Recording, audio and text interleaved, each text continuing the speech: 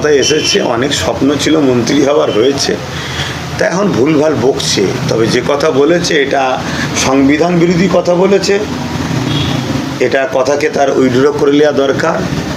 দেখুন, ব্যাপারটা হচ্ছে রেড রোড থেকে সরিয়ে ব্যারিকেডে করেছে। অ্যাকচুয়ালি নামাজটা যেদিকেও বলে রোডের সমস্যা হচ্ছে, জাম হচ্ছে।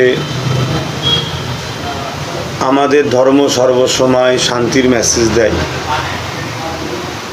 তাই আমরা এ নিয়ে কোনো তর্ক বা জোর জবরদস্তিতে যাওয়াকে পছন্দ মনে করি না, কারণ ধর্মে কখনো জোর জবরদস্তি চলে না।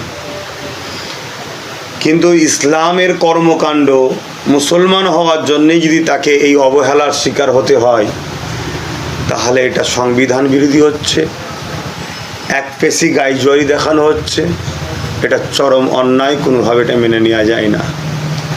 দ্বিতীয় নম্বর হচ্ছে, এক সপ্তাহ ধরে রেড রোডকে বন্ধ করে যানজট থেকে শুরু করে মানুষের নিত্য প্রয়োজনে যাতায়াত এবং বিশেষ করে হাইকোর্টে যাওয়া, যে সমস্যাটা হচ্ছে চতুর্দিকে আমরা জানছি, এটাও দেশের প্রধানমন্ত্রী সে তার পদমর্যাদাকে অপমান করছে।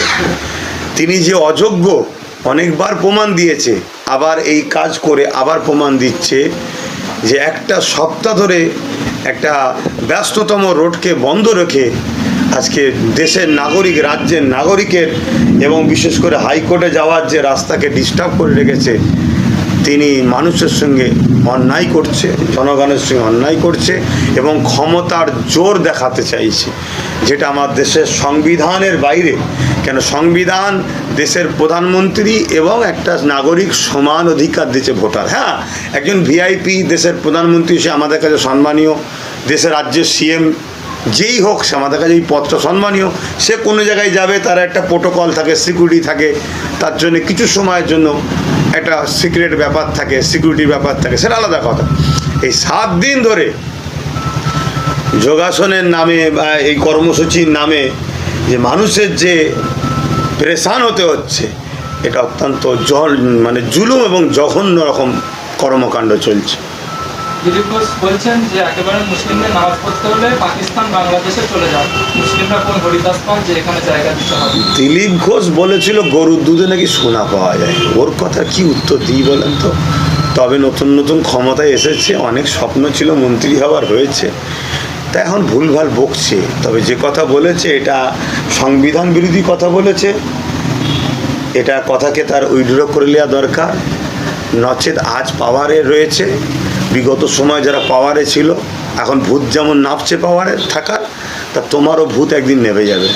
মণিপুরে আগুন জ্বলছে, সেখানে প্রধানমন্ত্রী যাচ্ছেন না, কিন্তু একেবারে রেড রোডে যোগা পালন করছে প্রধানমন্ত্রীকে দেখা যাচ্ছে।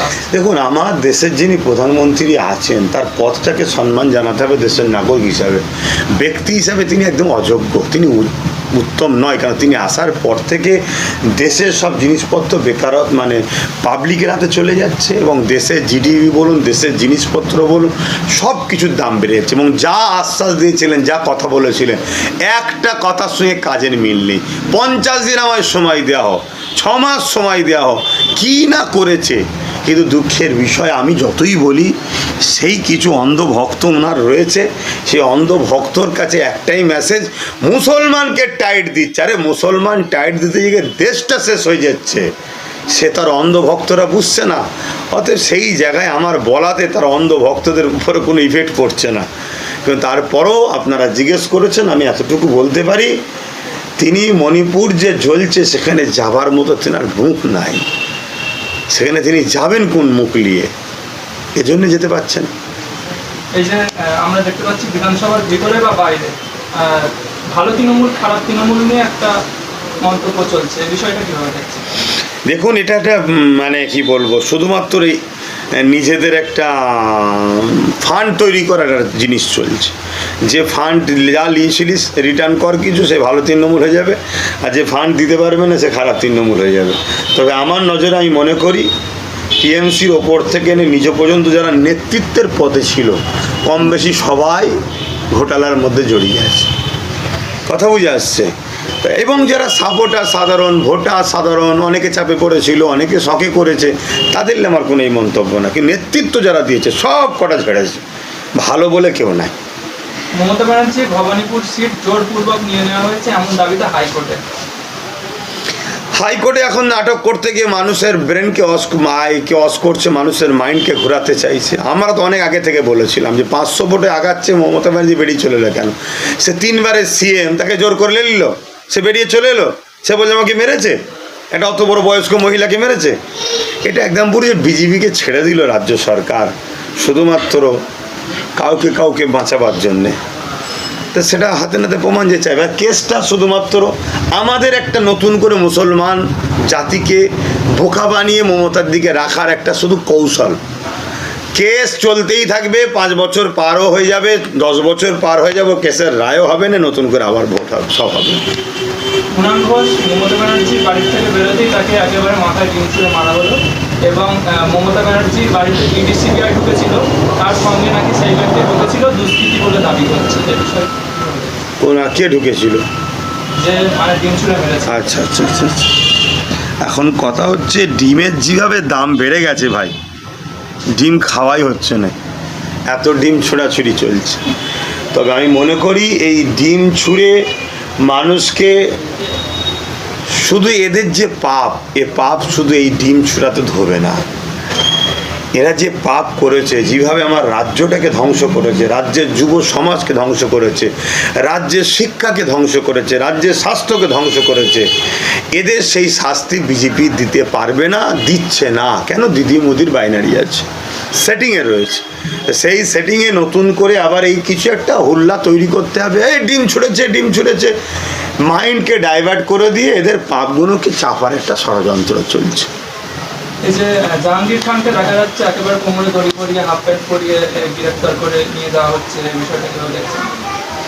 দেখুন, আমার দেশে এমন আইন আছে বলে আমার জানা নাই যে কাউকে হাফ প্যান্ট পরিয়ে দড়ি বেঁধে ঘোরানোর আইন আছে বলে আমার জানা না। তবে জাহাঙ্গীর খান যে পাপ করেছে শুনেছি, তার পাপের তো ভোগান্তি তাকে দিতে হবে ভাই। তবে কিন্তু এই যে তাকে হাফ প্যান্ট পরিয়ে ঘোরানো হচ্ছে, এই সিস্টেমটা যখন আমার দেশে শুনছি নাই, এটাকে আমি ঠিক অ্যাকসেপ্ট করছি না। তার পাশাপাশি এটাও মনে করব জাহাঙ্গীর খান তার জন্য একটা আলাদা সিস্টেমভাবে তাকে দেখা হচ্ছে। কিন্তু এই জাহাঙ্গীর খান যাকে বলবো,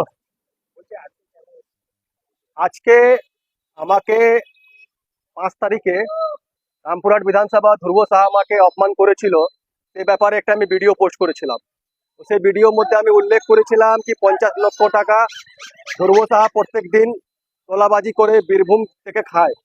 সে ব্যাপারে আমাকে মিথ্যা কেসে ধ্রুব সাহা 6 তারিখে রাত্রেবেলা একটা এফআইআর লঞ্চ হয়েছে নলাটিতে। এফআইআর নম্বর হচ্ছে 292, ঠিক আছে। এ ব্যাপারে নিয়ে এফআইআর হোক আমাকে 7 তারিখে, আমি 6 তারিখে লোকাল সোর্সের মাধ্যমে আমি ইনফরমেশন পাই কি রাত্রে আমাকে পুলিশ অ্যারেস্ট করবে। তখনই আমি ডিজিপি সাহেবকে, ডিএমকে, আপনার লোকাল পিএসকে আমি এসএমএস করি, মেল করি কি আমি সকালে এসে নলাটি পিএসে আমি সিলিন্ডার করে দিব। তা পুলিশ চাপের মধ্যে পড়ে আমাকে ধ্রুব সাহা চাপ দিয়ে আমাকে অ্যারেস্ট করে আমাকে কোর্টে পাঠায়, মিথ্যা মামলা দিয়ে আমাকে 14 দিন জেল হেফাজত রামপুরহাট কোর্ট, মাননীয় কোর্ট আমাকে দেয়। ঠিক 4 দিনের মধ্যে সিডি রিপোর্ট সিডি দেখে আমার বেল হয়ে যায়। আমি 11 তারিখে আমার বেল হয়ে গেছে, আজকে আমার ডেট ছিল 20 তারিখে। সব থেকে দুঃখ ব্যাপার হচ্ছে মাননীয় প্রধানমন্ত্রী ধ্রুব সাহা আপনাকে মিসগাইড করছে।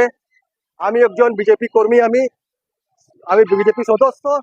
माननीय प्रधानमंत्री जी, आप धर्म संकट में है।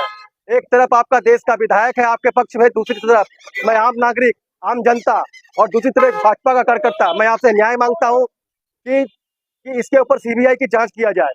सीबीआई का जांच में अभी भी बहुत सारे भाजपा का कार्यकर्ता भी जेल में है, लगभग 70 से 73 भाजपा कार्यकर्ता अभी भी जेल में है। बीरभूम जिला से ध्रुव साहा बहुत भाजपा कार्यकर्ताओं के ऊपर झूठे केस में फंसा के उसको जेल भेजा है। माननीय प्रधानमंत्री महोदय, मैं आपसे अपील करता हूं कि मैंने जो जो लिखित दिया है 2018 से लेकर अभी तक पश्चिम बंगाल टीएमसी सरकार के बारे में, सबके बारे में सीबीआई की जांच किया जाए। मैं आपसे अनुरोध करता हूं।